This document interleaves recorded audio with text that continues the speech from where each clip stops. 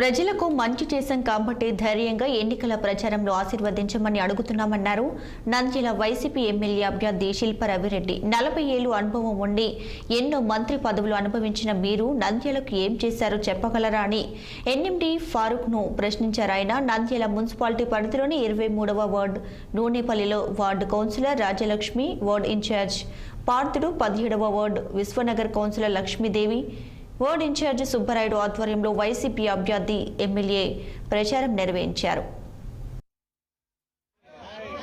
స్వాతంత్రిక ఎన్నికలకి సంబంధించినటువంటి ప్రచార కార్యక్రమాన్ని నంద్యాల నియోజకవర్గంలో ఈరోజు విశ్వనగర్ అలాగే నూనెపల్లెలో చేపట్టడం జరిగింది.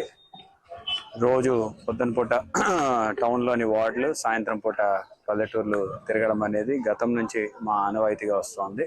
మరి ఈరోజు ఈ 2 వార్డులలో కూడా ప్రజలు మాపై చూపించినటువంటి ప్రేమానురాగాలు, ఆప్యాయతకి నిజంగా మేము ధన్యవాదాలు తెలియజేసుకుంటున్నా.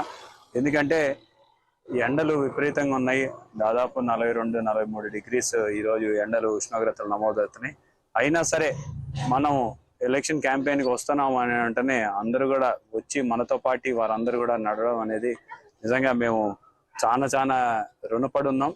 నంద్యాల నియోజకవర్గ ప్రజలు సొంత బిడ్డలాగా ఆశీర్వదించి గతంలో 35,000 మెజార్టీ ఇచ్చి అసెంబ్లీకి పంపించినారు.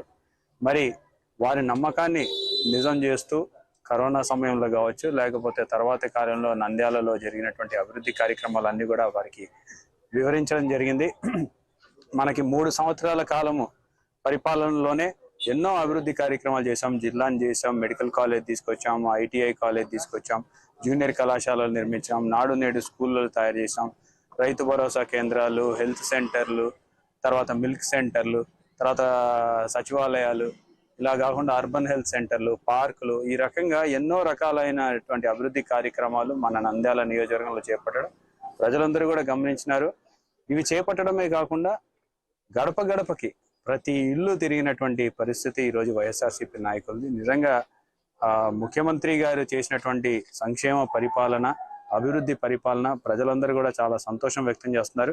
ఈరోజు మేమే కాదు, ముఖ్యమంత్రి గారి పర్యటన చూస్తేనే మీకు రానున్న ఎన్నికల్లో ఎవరు విజయం సాధించబోతున్నారు అనేది చాలా స్పష్టంగా కనపడుతోంది. ఎందుకంటే ముఖ్యమంత్రి గారు బస్సు యాత్ర చేస్తుంటే బస్సు వెనకాల అర్ధరాత్రి లేదు, పొద్దున్న లేదు, ఎప్పుడు చూసినా సరే జనాలు విపరీతంగా ఉన్నటువంటి పరిస్థితి. మరి